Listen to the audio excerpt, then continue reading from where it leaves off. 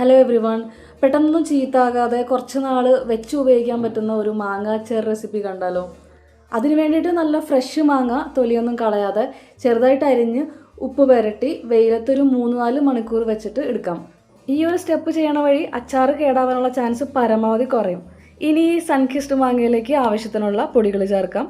മഞ്ഞൾപ്പൊടി, മുളക് പൊടി, പിരിയ മുളക് പൊടി, ഉലുവ വറുത്ത് തരിതരിപ്പായിട്ട് പൊടിച്ചത്, കടുക് പരിപ്പ്, ഉപ്പ് വേണമെന്നുണ്ടെങ്കിൽ നോക്കിയിട്ട് കുറച്ചും കൂടി ആഡ് ചെയ്യാം. ഇത്രയും കാര്യങ്ങളാണ് ഇതിലേക്ക് ചേർക്കേണ്ടത്. പൊടികൾ ഇങ്ങനെ ആഡ് ചെയ്യണതുകൊണ്ട് തന്നെ അതിൻ്റെ അളവിനെക്കുറിച്ചൊരു ടെൻഷൻ ഇല്ല. കാരണം ഇടയ്ക്ക് നമുക്കിതൊന്ന് ചെക്ക് ചെയ്ത് നോക്കാം.